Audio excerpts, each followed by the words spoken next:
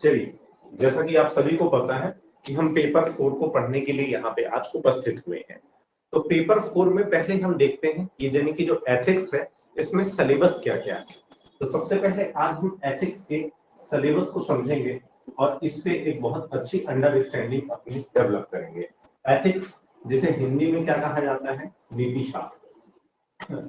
बच्चों, ये वही नीति शास्त्र है जो आपने बचपन में महाभारत और रामायण की कथा में आपने पढ़ा था या सुना था। जब आप छोटे थे तो निश्चित रूप से आपके स्कूलों में तीसरी, चौथी, पांचवी, छठवीं के स्तर पे एक नीति शास्त्र की पुस्तक लिखती थी जिसमें सामान्यतः रामायण या महाभारत की पूरी कहानियों का जिक्र रहता था। अब रामायण और महाभारत क्यों पढ़ाते थे?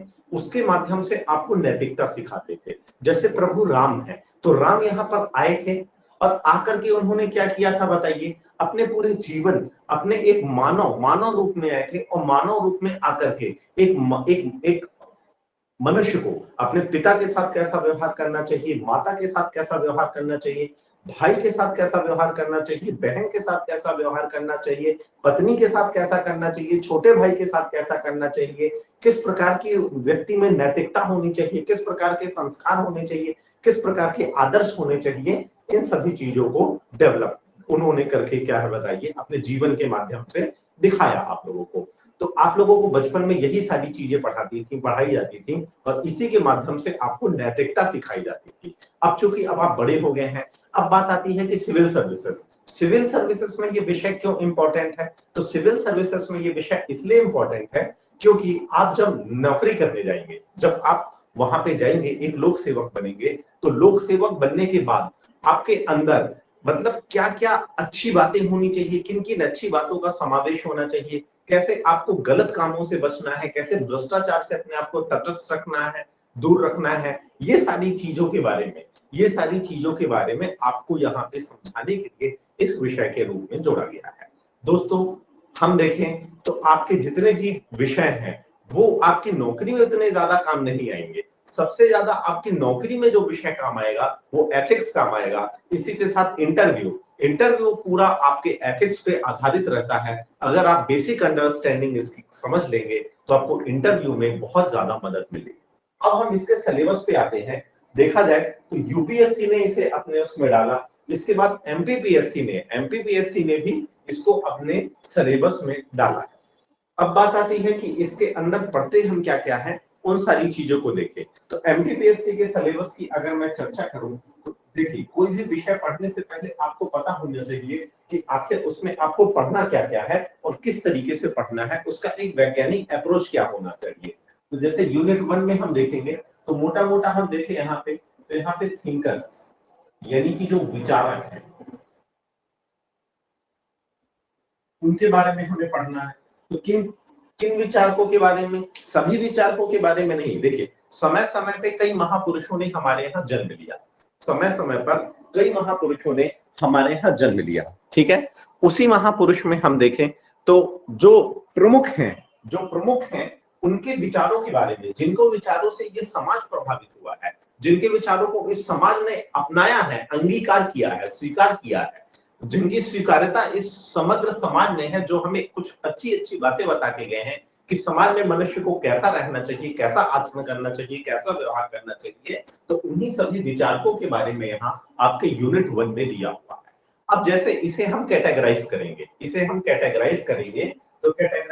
तो सबसे पहले आपके वेस्टर्न थिंकर्स यानी जो आपके पश्चिमी विचारक हैं। पश्चिमी विचारकों की हम बात करें तो जैसे आपके जो पश्चिमी देशों के हैं, तो पश्चिमी देशों में आप देखेंगे तो जो सबसे सबसे प्रसिद्ध वहां के विचारक हैं वो कौन है? सुकरात, जिन्हें हम हिंदी में क्या कहते हैं बताइए? सुकरात, ठीक है। अब इन्हीं सुकरात का जो शिष्य था वो कौन था बताइए? अरस्तु। और इन्हीं अरस्तु का जो शिष्य था वो कौन था बताइए? प्लेटो, ठीक है। यानी कि आप किसको पढ़ेंगे यहाँ पे बताइए? सुकरात ने जो बातें बताई, जो शिक्षा दी, उसके बारे में हम पढ़ेंगे। इन्हीं के शिष्य कौन है? अरस्तु। और अरस्तु के शिष्य कौन है बताइए? प्लेटो। तो इनके बारे में हम पढ़ेंगे। ये हमारे पश्चिमी विचारक हैं और ये तीनों की जो विचार है, इनका जो दर्शन है, उसके बारे में हम यहाँ पे डिटेल में करेंगे अध्ययन, ठीक है। अब इसके बाद हम आ जाएंगे अपने इंडियन थिंकर्स के बाद, वेस्टर्न थिंकर्स के बाद हम आ जाएंगे अपने इंडियन थिंकर्स पे। तो इंडियन थिंकर्स की हम अगर बात करें तो इन्हें तीन पार्ट में हम कैटेगराइज करेंगे, इन्हें तीन पार्ट में हम कैटेगराइज करेंगे। एंशिएंट टाइम के, मतलब जब आप देखेंगे तो सबसे प्राचीन समय के जो है, फिर मध्यकालीन समय के जो है, फिर आधुनिक कालीन समय के हैं। मतलब जैसे आप इतिहास को पढ़ते हैं, ancient history, medieval history, modern history, और फिर कुछ आजादी के बाद के भारत के भी है कुछ विचारक, तो उनको पढ़ेंगे। जैसा कि इस बार एमपीपीएससी ने कुछ विचारकों को उठा करके पॉलिटी में डाल दिया है, यानी कि जो पॉलिटिकल थिंकर्स हैं, जैसे राम मनोहर लोहिया हो गए, अंबेडकर हो गए, इनको पहले आप इन सभी को आप कहाँ पढ़ते थे, एथिक्स में पढ़ते थे। लेकिन अब चूंकि इनका जो नाता है, रिश्ता है, गहरा है, वो किससे, कौन से विषय है, राजनीति विज्ञान से है, इसलिए उन्हें इन विचारकों को उठा करके डाल दिया गया है कहाँ पे, वहां पॉलिटी में। तो पॉलिटी के भी जो विचारक हैं, हम आपको अपने इस प्रोग्राम में एडिशनल लाभ देंगे। एडिशनल लाभ ये देंगे कि जो पॉलिटी के जो थिंकर्स हैं, तो उन थिंकर्स को भी हम आपको यहाँ पे पढ़ा देंगे, ठीक है। अब बात आती है इंडियन थिंकर्स, ये सारा यूनिट 1 में दिया हुआ है, इंडियन थिंकर्स। तो इंडियन थिंकर्स को तीन पार्ट में कैटेगराइज किया गया है, मैंने बताया आप लोगों को। अच्छा, अब ये सिलेबस में आपको ऐसा नहीं मिलेगा, ये मैं आपको डिकोड करके समझा रहा हूँ, ठीक है। इंडियन थिंकर्स में हम देखेंगे सबसे पहले तो एंशिएंट टाइम की, यानी एंशिएंट हिस्ट्री में भी आप उन्हें पढ़े हैं, मैं बताऊंगा तो आपको याद आ जाएगा। इसके बाद मिडेवल में, और मिडेवल के बाद मॉडर्न टाइम में, और मॉडर्न के बाद पोस्ट इंडिया, जिसे कहते हैं आजादी के बाद का भारत। तो बिपिन चंद्रपाल जी की पुस्तक पढ़ते हैं, और आपके मेंस के इतिहास में भी है, इतिहास में आप पढ़ते हैं तो प्राचीन इतिहास, मध्यकालीन इतिहास, आधुनिक इतिहास और आजादी के बाद का भारत, जो कि सामान्यतः मध्य प्रदेश पे इस पे चर्चाएं नहीं होती है। चलिए अब देखें एंशिएंट में, तो एंशिएंट हिस्ट्री में हम देखेंगे तो हमारे, ठीक है, सबसे पहले आप पढ़ेंगे गौतम बुद्ध को, यदि गौतम बुद्ध के क्या विचार है ना। आपने देखा कि इन्होंने अपने विचारों से, है ना, धर्म चक्र परिवर्तन लाया और एक नया धर्म ही स्थापित कर दिया, दैट इज बौद्ध धर्म। तो जो बुद्ध हैं, बुद्ध के पूरे विचार को समझेंगे, क्या समाज को बता के गए हैं, क्या उनका दर्शन रहा है, क्या उनकी फिलॉसफी रही है, क्या उनकी सोच रही है, क्या विचार आपको बता के गए हैं, और फिर उस विचार को आप अपने जीवन में, है ना, देखिए सभी के विचारों को तो आप नहीं ले सकते, देखिए उनके जो जो अच्छे विचार हैं, क्योंकि इनके दिए गए जो भी विचार थे उस समय के हिसाब से प्रासंगिक थे, आज के समय के हिसाब से प्रासंगिक हैं कि नहीं, तो इसको आप कैसे देखेंगे। तो सब पढ़ने के बाद आपको फिर समझ में आएगा। और फिर इसका एक बहुत अच्छा प्रश्न भी आता है कि भैया प्रशासन में इनके विचारों का क्या महत्व है, ठीक है। तो जैसे बुद्ध का मैं अगर एक उदाहरण दूं, तो बुद्ध बात करते हैं कि ना तो बहुत ज्यादा कठिन की तरफ जाओ, ना बहुत ज्यादा सरल की तरफ, यानी ना तो बहुत ज्यादा भौतिकतावादी बन जाओ और ना तो बहुत ज्यादा पूरे त्याग के रास्ते में चले जाओ, मध्यम मार्ग जो कि आपके जीवन में भी काम आएगा और प्रशासन में भी काम आएगा। तो कैसे मध्यम मार्ग का अनुसरण करके आप चीजों को आसान कर सकते हैं, बना सकते हैं, सॉल्व कर सकते हैं, ठीक है। तो बुद्ध की कंप्लीट फिलॉसफी को पढ़ेंगे। बुद्ध के बाद फिर आते हैं महावीर, तो ये जो महावीर हैं इनका पूरा समग्र विचार क्या है, उनके बारे में पढ़ेंगे, आखिर क्या विचार देके गए हैं, क्या बता के गए हैं, ठीक है। महावीर, बुद्ध हो गए, महावीर हो गए। फिर उसी के बाद आचार्य शंकर, एमपीपीएससी ने लिखा है आचार्य शंकर, और जबकि पूरा नाम हम देखें तो क्या है बताइए, शंकराचार्य, ठीक है। तो शंकराचार्य जिन्होंने हिंदू धर्म की पताका को समूचे भारत पे लहरा दिया और एक नई पहचान दी, और चार पीठ पूरे भारत में स्थापित करके भारत का आध्यात्मिक रूप से एकीकरण किया।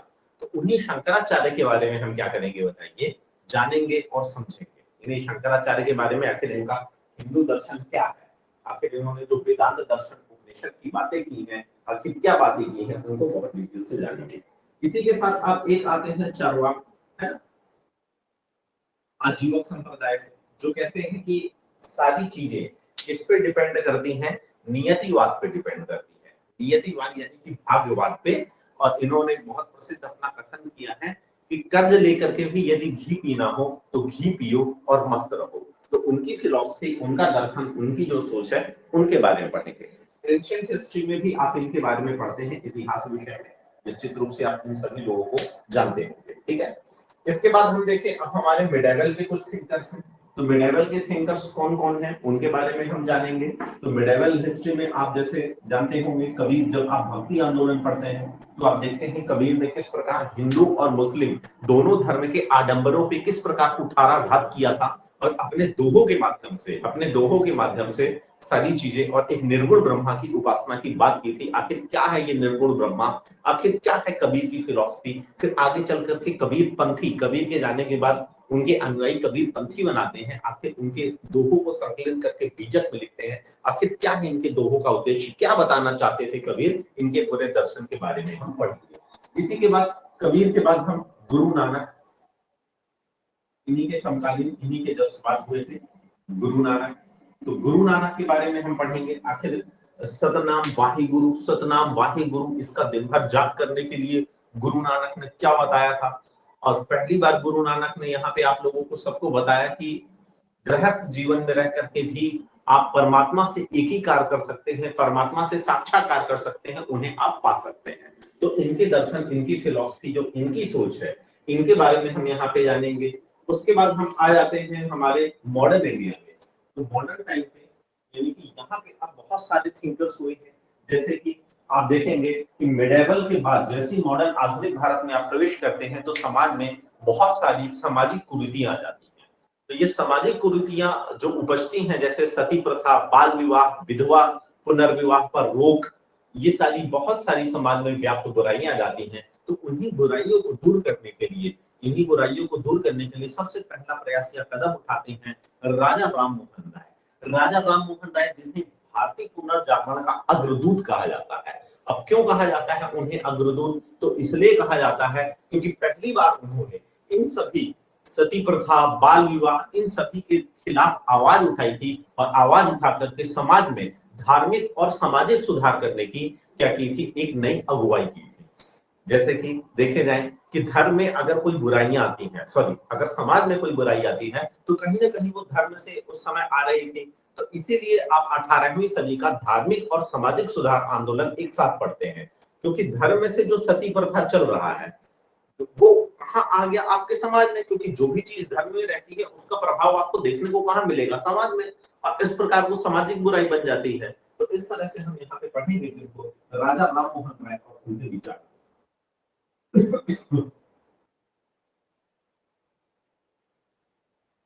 राजा राम मोहन राय के बाद हम देखेंगे तो इन्हीं के समकालीन, इन्हीं के जस्ट बाद आते हैं आपके, ठीक है, ईश्वर चंद्र विद्यासागर।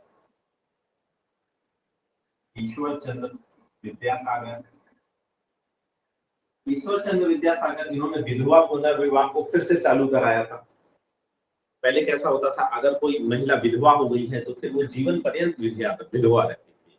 तो उन्होंने बोला नहीं, उसके भी महिला के अपने अधिकार है, उसे अपना जीवन आगे बढ़ाने दिया जाए, दोबारा विवाह करने दिया जाए, ठीक है। फिर स्वामी दयानंद सरस्वती, जिन्हें आधुनिक भारत का शंकराचार्य, स्वामी दयानंद सरस्वती, इन्हें हम आधुनिक भारत का क्या कहते हैं बताइए, शंकराचार्य कहते हैं।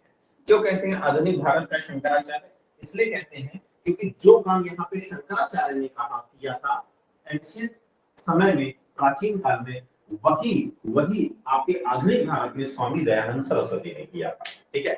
कैसे किया था स्वामी दयानंद सरस्वती ने, तो स्वामी दयानंद सरस्वती ने क्या किया था बताइए, इन्होंने अपने विचारों से, जैसे कि इस समय मैंने बताया कि आपके मतलब ये समय चल रहा है 18वीं सदी का, और इस समय समाज में भी बहुत बुराइयां आ गई हैं, और कहीं ना कहीं वो कहां से आई हैं बताइए, धर्म की कुरीतियों से आई हैं। तो उन्हीं को इन्होंने दूर करने का एक प्रयास किया था, और इन्होंने बहुत प्रसिद्ध नारा दिया था कि वेदों की ओर लौटो। इन्होंने कहा कि सारी चीजें आपकी कहां पे दी हुई हैं बताइए, वेदों में दी हुई हैं, सब कुछ वेदों में निहित है। तो वही वेदों के माध्यम से, यानी वेदों के माध्यम से आप क्या कर सकते हैं बताइए, अपनी सारी जितनी भी मतलब समाज की कुरीतियां हैं उनको आप क्या कर सकते हैं, दूर कर सकते हैं। और फिर से इन्होंने हिंदू धर्म का एक बार पताका फिर से समग्र भारत में क्या किया बताइए, लहराया, ठीक है।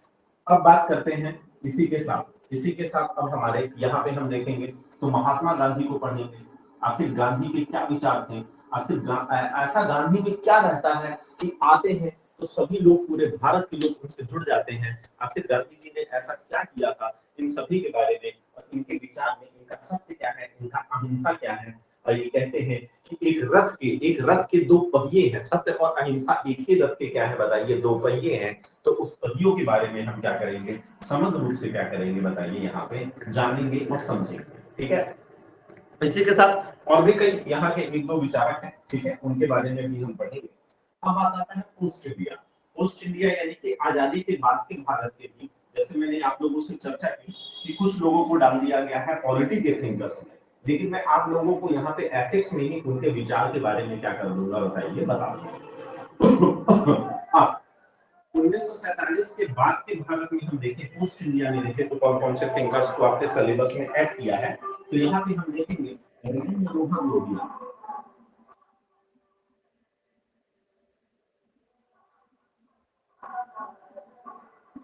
ठीक है। तो जो राम मनोहर लोहिया जी हैं, उनका बहुत प्रसिद्ध एक विचारक है लोहिया का समाजवाद। तो लोहिया का समाजवाद समझेंगे और इनके जो भी विचार हैं उनके बारे में हम क्या करेंगे, यहाँ पे पढ़ेंगे, जानेंगे, समझेंगे। ठीक है, इसी के साथ नेहरू, नेहरू को जोड़ा गया है, हालांकि आपके पॉलिटी में जोड़ा गया है, लेकिन मैं आप लोगों को यही पे पढ़ा दूंगा नेहरू के क्या विचार है। ठीक है, नेहरू के बाद आपके अम्बेडकर हुए,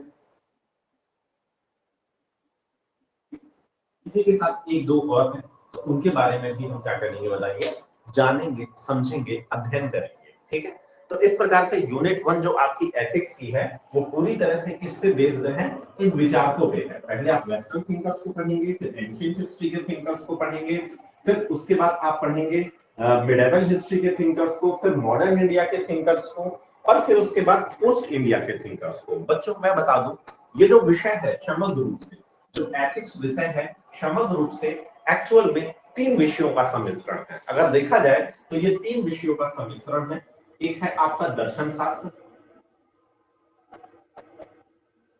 ठीक है, दर्शन शास्त्र के साथ साथ मतलब आप ये जो सभी विचार है, जैसे देखिए अब दर्शन शास्त्र क्या है, एक अपने आप में विषय है फिलॉसफी। ठीक है, मतलब दर्शन यानी कि दृश्य यानी कि देखना, है ना। आप अपनी आंख से, जैसे अलग अलग लोग अलग अलग चीज, अलग अलग व्यक्ति अलग अलग वस्तु को अलग अलग दृष्टिकोण से देखते हैं, तो वही देखने का जो नजरिया है, जो दृष्टिकोण क्या है, उसके बारे में हम यहाँ अध्ययन करते हैं। तो जैसे पहले इतिहास के अंदर ही दर्शन शास्त्र की पढ़ाई की जाती थी, लेकिन उसके बाद क्या हुआ, उसके बाद ये हुआ कि दर्शन शास्त्र विषय की अलग से पढ़ाई की जाने लगी, क्योंकि इसमें उनके विचारों की, अब जैसे मान लीजिए गांधी को आप पढ़ रहे हैं इतिहास में, तो गांधी के आंदोलन पढ़ेंगे, गांधी ने आजादी कैसी दिलाई। अब यहाँ पे गांधी के विचारों को पढ़ेंगे तो इतिहास विषय अपने आप में और बृहद और व्यापक स्वरूप ले रहा था, तो इसलिए उनके विचारों को उठा करके कहाँ डाल दिया गया बताइए, दर्शन शास्त्र। इसी के साथ आपका दूसरा है लोक प्रशासन, पब्लिक एडमिनिस्ट्रेशन। ठीक है, जैसे आप आईएएस की तैयारी करते हैं तो वहां पे ये सब विषय आप अलग से पढ़ते हैं ऑप्शनल के तौर पे। तो अब लोक प्रशासन की जो है तो कुछ कुछ टॉपिक लिए गए हैं कि जैसे लोक सेवा के में लिए आधारभूत योग्यताएं क्या होनी चाहिए, आधारभूत मूल्य क्या होनी चाहिए, उसकी फाउंडेशनल वैल्यू क्या होनी चाहिए, तो ये सारी चीजों को आपके सिलेबस में डाला गया है। ठीक है, और दर्शन शास्त्र हो गया, लोक प्रशासन हो गया। ठीक है, इसी के साथ साथ आपके समाज शास्त्र में कुछ चीजों को डाला गया है ना, कि व्यक्ति के अंदर नैतिकता होनी चाहिए। ठीक है, समाज शास्त्र, इसके कुछ टॉपिक को आपको यहाँ पे क्या किया बनाइए, जोड़ा गया है। और प्लस मनोविज्ञान, साइकोलॉजी, मनोविज्ञान। ठीक है, आप साइकोलॉजी विषय का अलग से अध्ययन करते हैं। ठीक है, तो कैसे आपको किस स्थिति में क्या निर्णय लेना चाहिए, जब आप फंस जाते हैं कई बार द्वंद में, कॉन्फ्लिक्ट में, नैतिक दुविधा, नैतिक तर्क, तब आप लेते हैं अपने अंतरात्मा की आवाज। इन सब एक एक शब्द की जटिलता को बड़ी आसानी से हम यहाँ पे समझेंगे। तो इतने विषय को कंप्लीट मिला करके आपका क्या बनता है बताइए, एथिक्स बनता है, यानी कि नीति शास्त्र बनता है। ठीक है, चलिए, तो ये मैंने आपको विषय का एक शॉर्ट में परिचय दिया।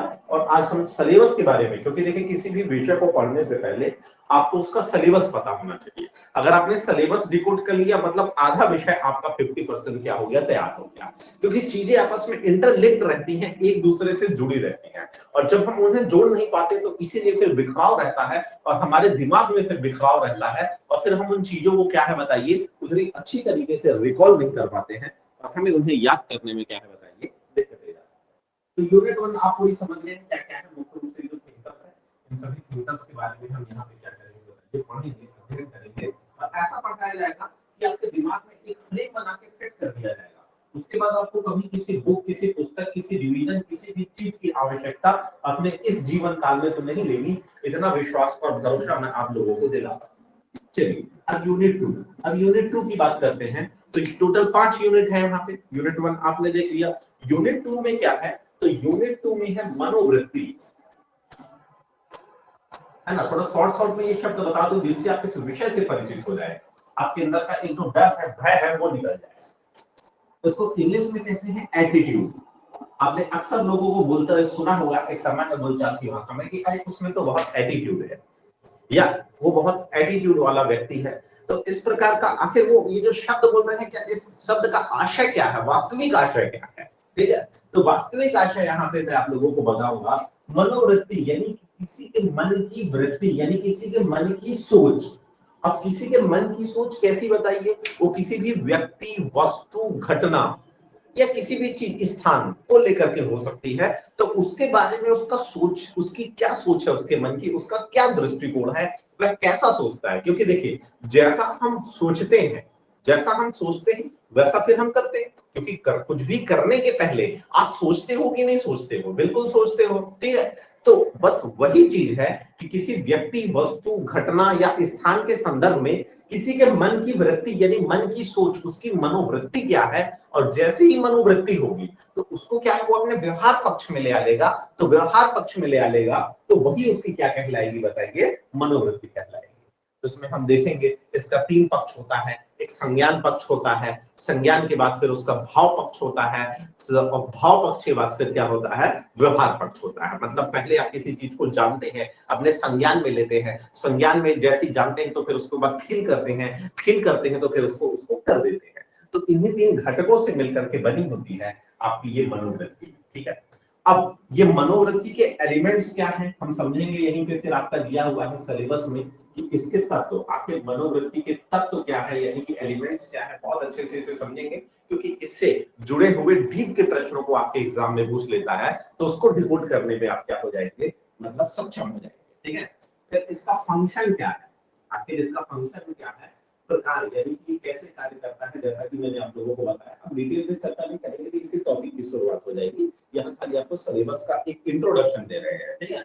अब प्रकार के बाद आखिर ये मनोवृत्ति का निर्माण कैसे होता है, जैसे आपकी जो कुछ मनोवृत्ति है, ठीक है, तो इसका निर्माण कैसे होता है हम इसको समझेंगे, कैसे आपके अंदर इसकी उपज होती है, ठीक है। और जब निर्माण हो जाता है तो क्या इसमें परिवर्तन किया जा सकता है, इस चीज को भी समझेंगे।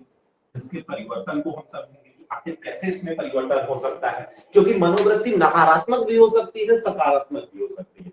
तो कई बार ऐसा होगा कि आप किसी मतलब विषय, वस्तु या घटना या व्यक्ति के प्रति आपकी मनोवृत्ति नकारात्मक हो, तो उसको कैसे सकारात्मक करेंगे, तो मनोवृत्ति में कैसे परिवर्तन होगा, मुख्य रूप से हम इस टॉपिक के अंदर इन्हीं चीजों को देखेंगे। या मेरी मनोवृत्ति को समझेंगे, उसके तत्व यानी कि एलिमेंट क्या है, उसके फंक्शन क्या है, फंक्शन यानी प्रकार, फिर उसका डेवलपमेंट यानी कि निर्माण कैसे होता है, फिर उसमें परिवर्तन, परिवर्तन यानी उसमें चेंज कैसे होता है, यानी फॉर्मेशन ऑफ एटीट्यूड और चेंज ऑफ एटीट्यूड। इन सभी चीजों को हम यहाँ पे करेंगे, ठीक है। इसी के बाद इसके बाद आपके सिलेबस में दिया है प्रबोधक, प्रबोधक और संप्रेषण, कम्युनिकेशन। इसको हम समझेंगे, ठीक है, कि आखिर प्रबोधक है ना, जिसे इंग्लिश में पॉजिटिव कहते हैं, संप्रेषण, कम्युनिकेशन, है ना, जो मतलब आपको बहुत ज्यादा जरूरी है। तो पूरी जीवन काल में नौकरी में आप किसका प्रयोग करेंगे बताइए? कम्युनिकेशन का। जैसा आप बोलेंगे, लोगों को समझाएंगे, क्योंकि आप एक लोक सेवक बनने जा रहे हैं। लोक सेवक यानी कि जनता, जनता का सेवक। तो जनता का सेवक जनता से कैसे, किस माध्यम से जुड़ेगा, तो कम्युनिकेशन कैसा होना चाहिए, क्या वो, और प्रबोधक, ये दोनों आपस में जुड़े हुए हैं, इनके बारे में पढ़ेंगे। इसके बाद आपका एक टॉपिक दिया है पूर्वाग्रह विवेक, पूर्वाग्रह और विभेद, इसको हम समझेंगे। पूर्वाग्रह यानी कि प्रीजुडिस एंड विभेद यानी डिस्क्रिमिनेशन। तो पूर्वाग्रह यानी कि आप पहले से ही किसी के बारे में कोई सोच बना के रखे हुए हैं, तो वो क्या होता है? पूर्वाग्रह, ठीक है। जैसे अब मैं और डिटेल में बताऊं, तो जो मनोवृत्ति है, इसी मनोवृत्ति का जो नकारात्मक पक्ष होता है वो कहलाता है पूर्वाग्रह। डिटेल में हम इस टॉपिक पे समझेंगे। और जैसा आपने वो पूर्वाग्रह बनाया वैसा ही आपने क्या कर दिया, व्यवहार कर दिया, उसी के आधार पे व्यवहार कर दिया, तो वो हो गया। ठीक है, क्लियर। तो इसको हम समझेंगे, ये दोनों टॉपिक आपके मनोवृत्ति से ही क्या हुए हैं, जुड़े हुए हैं। यानी कि ये उसका क्या है बताइए, संज्ञान पक्ष है मनोवृत्ति का, और ये क्या है, व्यवहार पक्ष है। एक एक चीजों को हम यहाँ बहुत डिटेल में समझेंगे। तो ये थी आपकी यूनिट 2। फिर इसी से जुड़ा हुआ, पूर्वाग्रह से ही जुड़ा हुआ एक टॉपिक है भारतीय संबंध में रूढ़िवादिता। भारतीय संबंध में रूढ़िवादिता, रूढ़िवादिता यानी स्टीरियोटाइप्स, है ना। आप देखते हैं हमारा समाज बहुत सारी रूढ़िवादिता से क्या है बताइए, घिरा हुआ है। जैसे उदाहरण के लिए एक छोटा सा उदाहरण दो, आप कहीं जा रहे हैं, बिल्ली रास्ता काट बोले कि अब रोड क्रॉस नहीं करना है, नहीं तो कुछ अशुभ हो जाएगा। तो ये कहीं ना कहीं आपके अंदर पूर्वाग्रह था, और यही पूर्वाग्रह समय के साथ इतना ज्यादा मजबूत हो गया, इतना ज्यादा मजबूत हो गया कि समाज में उसने स्टीरियोटाइप्स यानी कि रूढ़िवादिता का स्थान ले लिया। उसे अब सब लोग मानने लगे, समाज के सभी लगभग ऑलमोस्ट सभी लोग मानने लगे। तो भारतीय संदर्भ में आप देखेंगे, जैसे और भी कहा जाता है महिलाओं को यहाँ पे कानून पे नहीं जाना चाहिए, है ना। इस प्रकार के कई अलग अलग जगह पे अलग अलग मतलब स्टीरियोटाइप्स, यानी कि भारत के संदर्भ में इसीलिए कहा है ना, क्योंकि आपको भारत के संदर्भ में देखना, भारत में है ये रूढ़िवादिता, तो इसके बारे में हम जानेंगे। तो यूनिट 2 में इतनी चीजें हैं, यूनिट 2 में आपके एथिक्स में इतनी चीजें।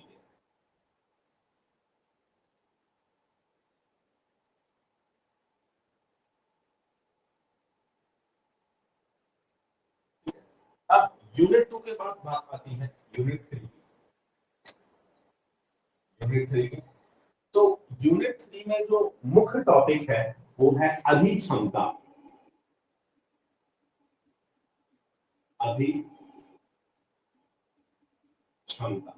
जिसे इंग्लिश में क्या कहते हैं, एप्टीट्यूड। आप जैसे एक प्रश्न एक प्रश्न पत्र देते हैं आप, सी सेट, है ना, सिविल सर्विसेज एप्टीट्यूड टेस्ट। तो आखिर ये एप्टीट्यूड है क्या, समझिए।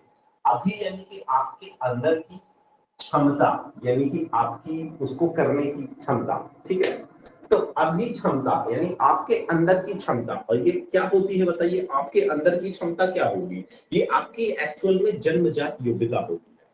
हर किसी को प्रकृति ने अलग अलग कुछ क्षमताएं दी है। किसी को आवाज अच्छी दी है, किसी को क्रिकेट खेलना एक गॉड गिफ्ट के रूप में मिला है, किसी को टीचिंग की एक कला गॉड गिफ्टेड के रूप में मिली है। तो कुछ चीजें आपके अंदर होती हैं जो कि गॉड गिफ्टेड होती हैं, तो आपका टैलेंट होती है। जैसे सामान्यतः आप क्या बोलते हैं, टैलेंट कहते हैं कि अपने टैलेंट को पहचानो और टैलेंट पे वर्क करो, ठीक है। तो वही चीज होती है क्या बताइए, एप्टीट्यूड, यही है एप्टीट्यूड। अब जैसे कि सी सेट आप एक पेपर देते हैं, तो सी सेट पेपर क्यों लिया जाता है, ये इसलिए लिया जाता है कि देखा जाता है कि आप एक लोक सेवक बनने जा रहे हैं। तो लोक सेवक बनने के लिए जो एक मिनिमम अपेक्षताएं मांगी गई हैं, एक जो मिनिमम एक रिक्वायरमेंट होती है, वो आपके अंदर है कि नहीं, अब उसको कैसे जांचा जाए, कैसे परखा जाए, तो उसी को जांचने परखने के लिए सी सेट यानी कि सिविल सर्विसेज एप्टीट्यूड टेस्ट आपका एक पेपर लिया जाता है। अब इसके माध्यम से कैसे जानेंगे, क्योंकि इसमें कुछ प्रश्न जो है तो लॉजिकल रीजनिंग और तर्क से संबंधित रहते हैं, कि आप उस सोच पे जा पा रहे हैं। एक डिसीजन मेकिंग के कुछ क्वेश्चन रहते हैं, क्योंकि आपको इस पद पे जाकर के हर दिन डिसीजन लेने हैं, तो आपका डिसीजन मेकिंग एबिलिटी आपके अंदर है कि नहीं, ये सारी चीजों को यहाँ पे क्या बताइए, जाना जाता है, परखा जाता है। तो इसी चीज को हम यहाँ पे पढ़ेंगे डिटेल में। अलग अलग लोगों के अंदर अलग अलग अभी क्षमताएं होती हैं। जैसे सचिन तेंदुलकर के अंदर क्रिकेट खेलने की एक अभिक्षमता थी, लता मंगेशकर के अंदर एक गाना सुरीली आवाज की अभिक्षमता थी। तो इस प्रकार से ये लोग अपने अपने क्षेत्र में सर्वोच्च शिखर पे पहुंचे। इसी प्रकार यदि आप भी जान जाए आपके अंदर की अभिक्षमता क्या है, तो निश्चित रूप से आप उस क्षेत्र में सर्वोच्च हो जाएंगे। अगर उसकी आप प्रैक्टिस कर लेंगे तो उस पर 4 चांद लग जाएंगे। अब ज्यादा चर्चा नहीं करेंगे, ये टॉपिक को पढ़ाना ही हो जाएगा। तो ये आपका मतलब अभिक्षमता हो, ठीक है। इसी के साथ इसमें जोड़ा गया है कि अभिक्षमता एवं लोक सेवा हेतु आधारभूत योग्यता। लोक सेवा हेतु आधारभूत योग्यता। इसका मतलब क्या हुआ कि लोक सेवा, आप लोक सेवा पीसीएस ऑफिसर बनने जा रहे हैं, पीएससी की तैयारी कर रहे हैं, ठीक है, तो उसके लिए लोक सेवा यानी कलेक्टर, डिप्टी कलेक्टर, डीएसपी के लिए आधारभूत योग्यता यानी कि एक फाउंडेशनल वैल्यू, यानी कि एक फाउंडेशनल योग्यता, यानी कि एक फाउंडेशनल वैल्यू क्या होनी चाहिए, इसके बारे में हम यहाँ पे पढ़ेंगे। जैसे वो फाउंडेशनल वैल्यू क्या क्या है, उसके अंदर होनी चाहिए सत्यनिष्ठा। क्या क्या होनी चाहिए? सत्यनिष्ठा, इंटीग्रिटी यानी सत्य के प्रति निष्ठा, है ना, हमेशा वो कैसे कार्य करे बताइए, ऐसे कार्य करे जो कि सत्य रहे और पूरी तरह से निष्पक्ष होकर के करे, है ना, ये सब योग्यताएं होनी चाहिए उसके अंदर, ना, ये सिलेबस में पूरा लिखा है, ठीक है। निष्पक्षता यानी कि वो यहाँ आकर के अब भाई भतीजावाद ना करे, है ना, अगर मान लीजिए कोई टेंडर निकला है तो निष्पक्ष रूप से उसी को दे जो उसके योग्य है, इसी प्रकार से यहाँ पे भाई भतीजा या पक्षवाद का काम ना करे, किसी का पक्ष न ले, यही क्या होती है बताइए, निष्पक्षता होती है। फिर असमर्थकवादी हो,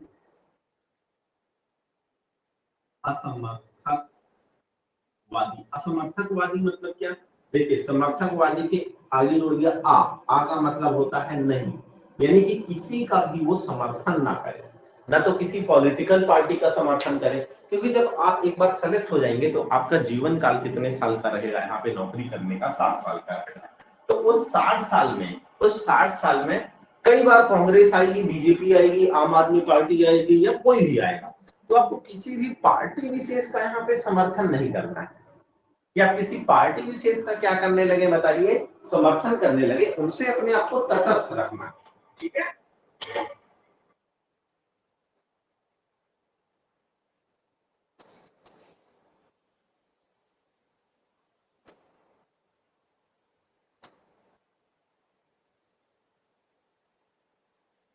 पूरे जीवन काल में आपको अपनी नौकरी के दौरान उनसे अपने आप को तटस्थ रखना है, ये होती है असमर्थकवादिता या असमर्थकवादिता। फिर और क्या क्या योग्यता होनी चाहिए? वस्तुनिष्ठता, वस्तुनिष्ठता, वस्तुनिष्ठता का मतलब क्या होता है? ऑब्जेक्टिविटी। वस्तुनिष्ठता का मतलब इंग्लिश में क्या होता है? ऑब्जेक्टिविटी होता है। जैसे कि आप देखते हैं कि आप एग्जाम देते हैं तो 4 विकल्प रहते हैं, ए बी सी डी, ए को आपको टिक करना होता है, तो उसी प्रकार आप वहां जब काम करेंगे तो आपके काम करने में ऑब्जेक्टिविटी होनी चाहिए, है ना, जो भी शासन के नियम दिए हुए हैं उसी के आधार पे आपको काम करना पड़ेगा, जो भी गाइडलाइन दी हुई है, इस गाइडलाइन से बाहर जाकर के आप काम नहीं करेंगे, तो यही क्या होती है वस्तुनिष्ठता।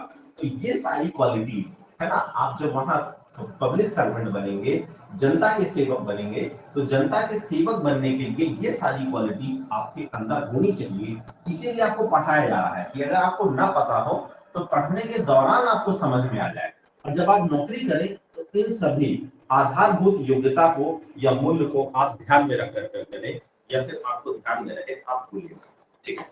फिर इसी में जोड़ा गया है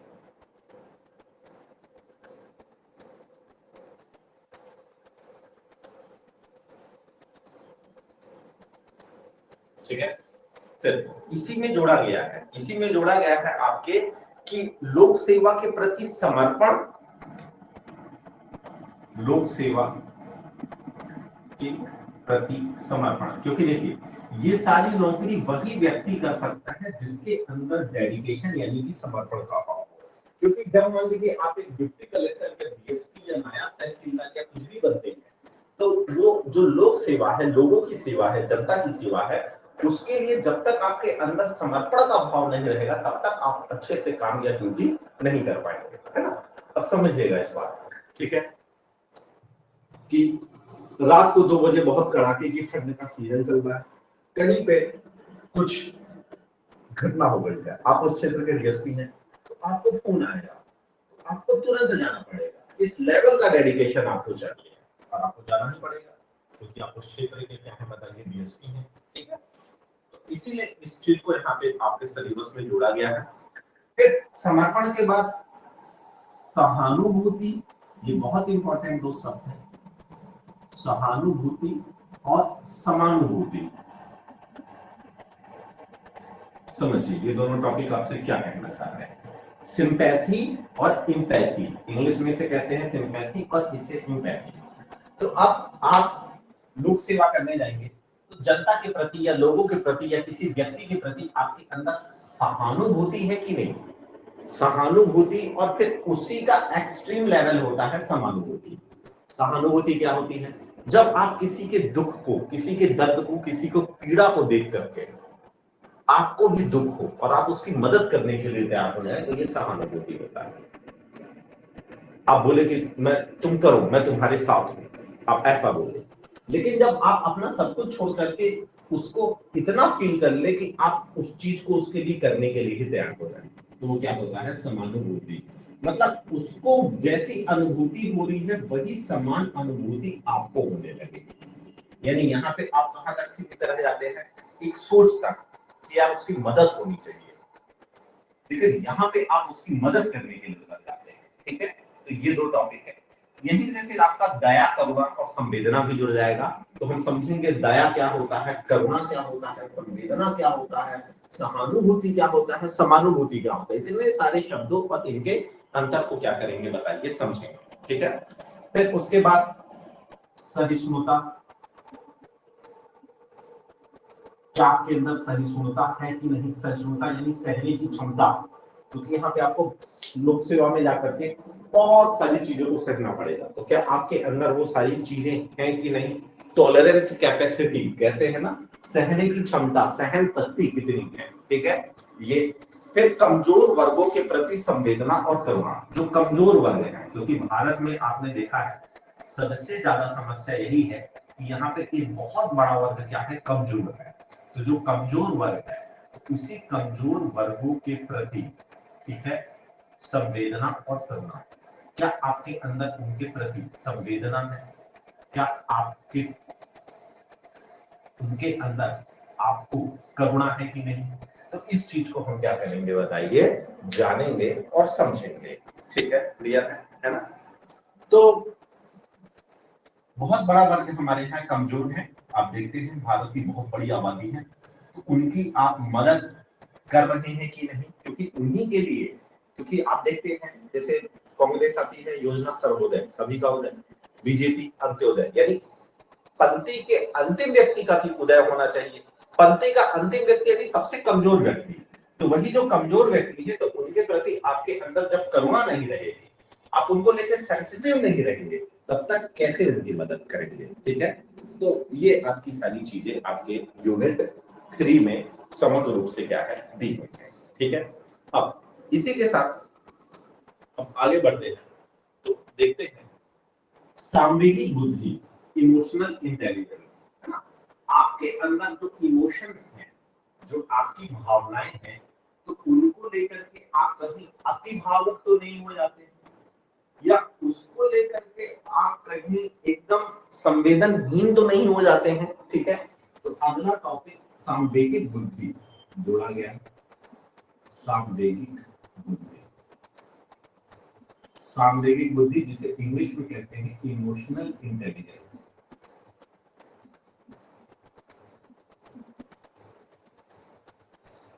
देखिए, इमोशंस तो किसी भी चीज या किसी भी व्यक्ति, वस्तु, घटना के प्रति होना अच्छा है, लेकिन उसकी एक लिमिट होनी चाहिए। ना तो बहुत ज्यादा अतिरेक में हो जाए, ना बहुत ज्यादा इतना हो जाए कि आप इमोशन लेस ही हो जाए, आपको कोई फर्क ही ना पड़े। ठीक है, तो सांवेगिक बुद्धि ये आपके अंदर जोड़ा गया है, क्योंकि वहां जब आप बैठेंगे बहुत कई प्रकार के लोग आपके पास आएंगे, तो फिर आपको मतलब बुद्धि का तो, इंटेलिजेंस का तो प्रयोग करेंगे बुद्धि का, लेकिन उसके साथ साथ आपके अंदर एक इमोशनल इंटेलिजेंस भी होना चाहिए। ना तो बहुत ज्यादा अति भावुक हो जाएंगे किसी चीज को लेकर के, कि पता चला आप वहां कोई आ गया पीड़ित है, तो उसके दुख को देख के आप रोने लगे, वो भी रो रहा है, आप भी रोने लगे, और घंटों दोनों रो रहे हैं। ठीक है, तो आपको तो वहां पे काम करना है ना, उसकी ज्यादा से ज्यादा हर संभव मदद करना है, और वो भी शासन की नियम और निर्देश, ऑब्जेक्टिविटी के आधार पे जो है। ठीक है, तो वही इमोशनल इंटेलिजेंस यानी कि इमोशनल बैलेंस आपके अंदर क्या होना बताइए, होना चाहिए। ठीक है,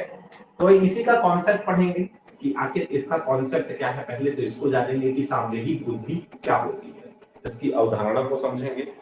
इसकी अवधारणा के बाद प्रशासन और शासन में इसकी उपयोगिता पड़ेगी। ठीक है, एक होता है प्रशासन, एक होता है शासन। ठीक है, तो आप जाएंगे प्रशासन में, एडमिनिस्ट्रेशन में, और शासन में कौन जाते हैं, नेता मंत्री। ठीक है, तो प्रशासन और शासन में इसकी क्या पढ़ेंगे हम, उपयोगिता। आगे इसकी क्या इंपॉर्टेंस है या क्या उपयोगिता है, इसके बारे में हम पढ़ेंगे और समझेंगे। ठीक है, और फिर लास्ट में इसका एप्लीकेशन, जो कि सब जान जाएंगे, तो इसका एप्लीकेशन यानी कि इसका अनुप्रयोग। ठीक है, इसके बारे में हम यहाँ पे पढ़ेंगे और समझेंगे।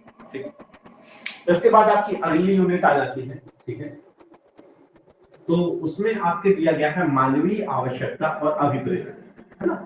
क्योंकि देखिए आप देख रहे हैं जिस प्रकार से लगातार भ्रष्टाचार बढ़ता जा रहा है, तो क्यों बढ़ता जा रहा है, क्योंकि लोग अपनी इच्छाओं के अनुरूप अपनी इच्छा को पूरा करने के लिए किसी भी हद तक जाने के लिए तैयार हैं। साम दाम दंड में किसी भी प्रकार से वो मतलब कंप्रोमाइज करने के लिए हर चीज में क्या है, रेडी रहते हैं। तो ऐसा ना हो, है ना। तो अब अगली यूनिट में आपके दिया है मानवीय आवश्यकताएं, मानवीय आवश्यकताएं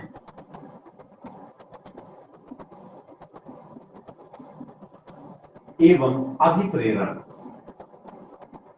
अभिप्रेरण, एक होती है प्रेरणा, एक होता है क्या बताइए, अभिप्रेरण। तो समझेंगे हम हर चीज को, इंस्पिरेशन क्या होता है, प्रेरणा क्या होती है, अभिप्रेरणा क्या होती है। ठीक है, ह्यूमन नीड्स, जैसे आप देखते हैं ना ह्यूमन नीड्स, तो भैया सबसे पहले आपको क्या चाहिए, रोटी चाहिए, फिर कपड़ा चाहिए, फिर मकान चाहिए, फिर उसके बाद आप लग्जरी की चीज देखेंगे, लग्जरी की चीज के बाद फिर सबसे टॉप में आपको क्या बताइए, आध्यात्मिक। ठीक है, जब आप सब चीज पा लेंगे, तो वही मानवीय आवश्यकता है। आखिर एक मानव के जीवन की आवश्यकताएं क्या क्या होती है, इसकी एक हायरार्की है, उसका पूरा मॉडल हम पढ़ेंगे, समझेंगे कि सबसे पहले शुरू होती है रोटी कपड़ा मकान से, और उसको किस लेवल तक जाती है, और उसे पाने के लिए, है ना, अभी प्रेरणा यानी कि मोटिवेशन लगता है ना, मोटिवेशन जो कि बहुत ज्यादा जरूरी है। जैसे सिविल सर्विसेज की तैयारी कर रहे हैं, तो यहाँ पे भी मोटिवेशन बहुत ज्यादा चाहिए, लेकिन कैसा चाहिए, सेल्फ मोटिवेशन। जब तक आप अपने आप को सेल्फ मोटिवेटेड नहीं रख पाएंगे, ठीक है, तब तक आप इस चीज में कहीं ना कहीं घोर निराशावादी हो जाएंगे। ठीक है,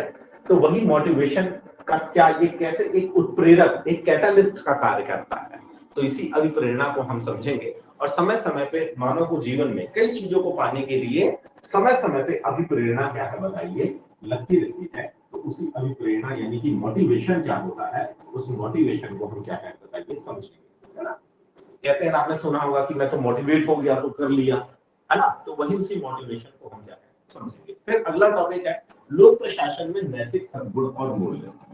लोक प्रशासन, लोक प्रशासन में नैतिक सद्गुण और मूल्य, नैतिक सद्गुण व मूल्य, मूल्य यानी कि वैल्यूज।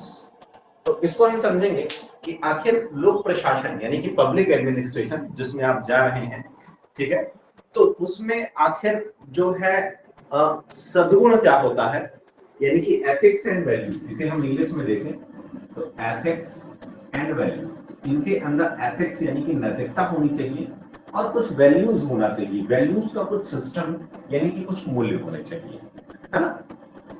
तो उसी को हम आगे पढ़ेंगे। इसी को आगे सिलेबस में मतलब और डिटेल में डिफाइन किया है, प्रशासन में नैतिकता, प्रशासन में नैतिक तत्व, ठीक है, मतलब ठीक है, ये एथिकल एलिमेंट्स इन गवर्नेंस, तो वही चीज है कैसे नैतिक तत्व होने चाहिए। तो नैतिक तत्व की अगर हम बात करें तो उसके अंदर जैसे सत्यनिष्ठा होनी चाहिए, ये पढ़ना है हमको दोबारा से। सत्यनिष्ठा के बाद उसके अंदर क्या होनी चाहिए, रिस्पॉन्सिबिलिटी होनी चाहिए, क्योंकि आप वहां जॉब करने जाएंगे तो बहुत सारी रिस्पॉन्सिबिलिटी आपके ऊपर दे दी जाएंगी। तो उत्तरदायित्व, है ना, जैसे देखिए बहुत ज्यादा पावर दिया जाएगा, लेकिन पावर के साथ इतनी ज्यादा रिस्पॉन्सिबिलिटी दे दी जाएंगी कि आप उस पावर का मिसयूज नहीं कर पाओगे।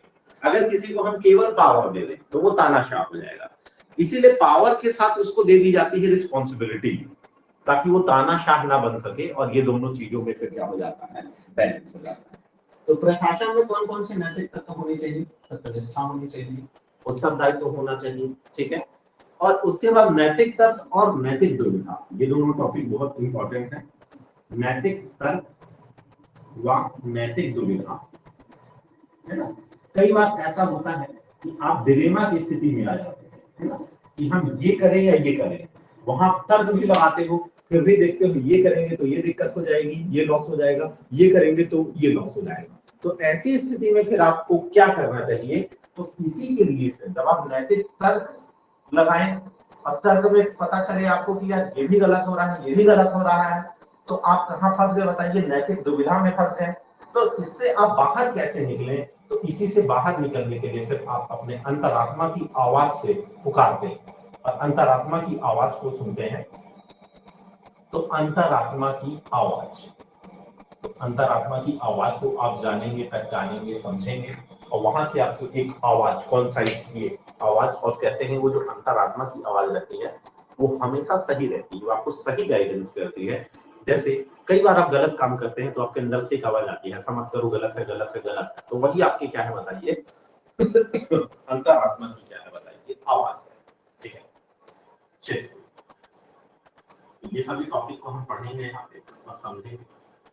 और इसके बाद आते हैं तो इसी यूनिट में हमारा जो सबसे लास्ट टॉपिक जोड़ा गया है, ठीक है, वो है लोक सेवकों हेतु आचरण संहिता, यानी कि कोड ऑफ कंडक्ट। यानी जब आप क्या बनेंगे बताइए? लोक सेवा, लोक सेवकों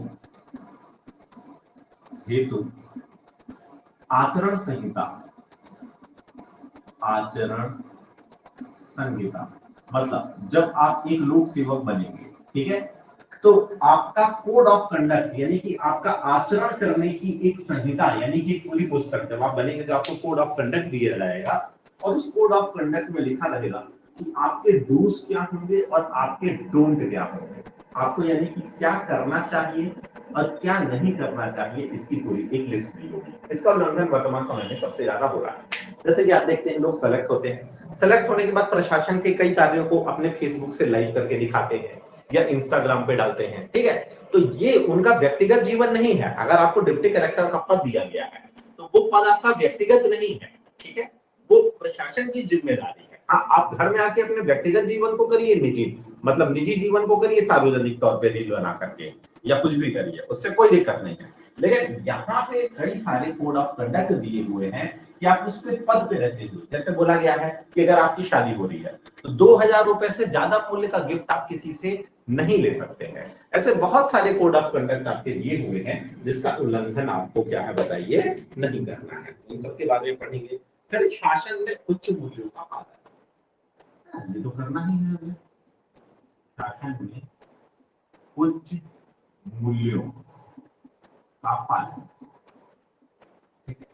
कितनी सारी चीजें आपकी यूनिट 4 में क्या बताएगी? ठीक है, चलिए अब इसके बाद हम आते हैं तो अगली यूनिट में आपके दिया हुआ है भ्रष्टाचार, भारत की सबसे गंभीर समस्या, जिससे भारत ईस्ट इंडिया कंपनी से जो शुरुआत होती है तो आगे चलकर के ये वट वृक्ष इतना बड़ा हो चुका है कि जिसकी जड़ें जितनी ज्यादा नहीं है उससे ज्यादा उसकी शाखाएं होंगी। तो भ्रष्टाचार अगला टॉपिक है। तो इस भ्रष्टाचार के बारे में हम पूरी तरह से पढ़ेंगे, आखिर क्या होता है ये, इसकी परिभाषा कहाँ पे क्या दी गई है ना, भ्रष्टाचार निवारण अधिनियम में क्या कहा गया है ना। तो ये सारी चीजें हम पढ़ेंगे। तो हम पढ़ेंगे कि इसके प्रकार कितने प्रकार के होते हैं, फिर इसका कारण या फिर ऐसा क्या कारण है कि कोई व्यक्ति भ्रष्टाचार करने लगता है ना। फिर उसके बाद इसका समाज में हमारा क्या प्रभाव पड़ेगा, फिर इसको आखिर कम कैसे करें या इसको कम करने के उपाय, इन सभी के बारे में हम यहाँ पढ़ेंगे। फिर इसके प्रति समाज की भी कुछ रिस्पॉन्सिबिलिटी होती है ना। तो समाज यानी जो आप लोग रह रहे हैं, आप लोगों को इसके प्रति आवाज उठाना चाहिए। समाज के साथ सूचना तंत्र, है ना, आपका जो मीडिया वगैरह हो गया उसको भी क्या करनी चाहिए? इसके प्रति आवाज उठानी चाहिए। तो सूचना तंत्र हो गया, ठीक है। फिर उसके बाद परिवार, आपके परिवार की भी इसमें भूमिका रहती है, क्या रहती है उसको समझेंगे। फिर एक व्यक्ति है विसिल ब्लोअर, आपके लिए विसिल ब्लोअर का क्या कॉन्सेप्ट है तो इसको आपको समझाया है और इसे बचाने के लिए एक अधिनियम भी लाया गया है, विसिल ब्लोअर अधिनियम। तो उसके बारे में हम क्या करेंगे? चर्चा करेंगे, ठीक है। तो भ्रष्टाचार को रोकने में आखिर विसिल ब्लोअर की क्या भूमिका रहती है इसके बारे में हम यहाँ पे बताएंगे, समझेंगे, ठीक है। फिर भ्रष्टाचार सिर्फ भारत की ही समस्या नहीं, अभी तो पूरे विश्व की समस्या है। तो इसी भ्रष्टाचार पर राष्ट्र संघ की क्या घोषणा है? तो राष्ट्र संघ यानी यूनाइटेड नेशंस की जो घोषणा है उसके बारे में हम यहाँ पढ़ेंगे, जानेंगे और समझेंगे। और इसी के साथ इसका भ्रष्टाचार का मापन आप देखते हैं ना, हर बार भ्रष्टाचार सूचकांक आता है, उसमें भारत का स्थान जो है तो बहुत ही पुअर कंडीशन है भारत की यहाँ पे। तो भ्रष्टाचार सूचकांक है ना, तो एक संस्था रहती है ट्रांसपेरेंसी इंटरनेशनल, तो हम इसके बारे में पढ़ेंगे यहाँ पे। ट्रांसपेरेंसी, मैं शॉर्ट में लिख दे रहा हूँ, इंटरनेशनल, ठीक है। तो ट्रांसपेरेंसी इंटरनेशनल हो गई, ठीक है। और लोकपाल और लोकायुक्त आप पढ़ चुके हैं इसके बारे में। लोकपाल आपने देखा है अपने जीवन काल में 2011 में निर्णय इसके लिए आंदोलन करते हैं, तो इसी भ्रष्टाचार से बचने के लिए। और वहां पे ये जद्दोजहद चल जाती है कि प्रधानमंत्री इसके दायरे में आएगा कि नहीं, इसको लेकर के बहुत दिन तक जद्दोजहद चलती है। फिर बोला जाता है प्रधानमंत्री एक बहुत ही गरिमा का पद है, अगर वो भ्रष्टाचार में लिप्त पाया गया तो हमारे देश की अस्मिता एक पूरे विश्व पटल पे बहुत ही धूमिल दिखाई देगी, इसलिए उसको फिर बाहर किया गया। तो उसको हम डिटेल में पढ़ेंगे कि आखिर क्या होता है भाई लोकपाल का नियम क्या है। और लोकायुक्त जो हर राज्य में आपने देखा है समय समय पे लोकायुक्त के छापे पड़ते हैं, अधिकारियों हो जाते हैं, तो वो लोकायुक्त आखिर क्या है, ठीक है। फिर सबसे लास्ट यूनिट है यानी कि यूनिट 5 है, और यूनिट 5 आपसे क्या कहती है, केस स्टडीज, बहुत इंपॉर्टेंट है। और केस स्टडीज किस चीज की, विषय वस्तु पर आधारित। और विषय वस्तु पर आधारित यानी कि कौन सी विषय वस्तु, विषय वस्तु जो आपकी दी हुई है, कहाँ पे बताइए, एथिक्स में। यानी कि जब आप एथिक्स के सभी टॉपिक को पढ़ लेंगे, ये मनोवृत्ति, अभिवृत्ति, लोक सेवा हेतु आधारभूत योग्यता, लोक सेवा हेतु आधारभूत मूल्य, अभिक्षमता, तो इन सभी टॉपिक को पढ़ने के बाद आपकी एक समझ डेवलप होगी। तो उसी के आधार पे आपको कुछ केस स्टडी दी जाएगी जिसको आपको सॉल्व करना होगा, लेकिन उसको सॉल्व करने के पहले आपका बेसिक यानी एथिक्स का बेसिक क्लियर होना चाहिए। जब बेसिक क्लियर होगा तभी आप उसको कर पाएंगे, है ना। क्योंकि उसके बेसिक के सहारे से केस स्टडी सॉल्व होंगी। जैसे आपको उसमें कुछ इस प्रकार के प्रश्न रहेंगे कि आप अमुक क्षेत्र के एसडीएम हैं और वहां पे अवैध रेत का उत्खनन का कार्य चल रहा है, और फिर उसमें कुछ कुछ कंडीशंस दी होंगी, तो उस कंडीशंस को पढ़ के फिर आपको क्या हो देना होगा, बताइए, जवाब देना होगा। तो वो आप तब पढ़ पाएंगे जब आप इसके बेसिक को समझ पाएंगे। तो ये था एथिक्स का पूरा कंप्लीट सिलेबस। इसकी जो एक अंडरस्टैंडिंग होना बहुत जरूरी है, जो आपको एक हमने यहाँ पे डेवलप कराई है। और इसके बाद अब हम कल एक एथिक्स विषय का परिचय और उसके कुछ टर्मिनोलॉजी जो आपका एक बेस बनाएंगे, जो फाउंडेशन तैयार करेंगे, उसके बारे में चर्चा करेंगे। और फिर उसके बाद क्रमशः यूनिट वाइज, और बहुत जल्द इसका सिलेबस कंप्लीट हो जाएगा। महज मुश्किल से मतलब 2 महीने या उससे भी कम समय में इसका सिलेबस क्या हो जाएगा, कंप्लीट हो जाएगा। चलिए, बहुत बहुत धन्यवाद। कल हम मिलेंगे सेम टाइम पे 8 बजे, सभी तैयार रहेंगे। जय हिंद।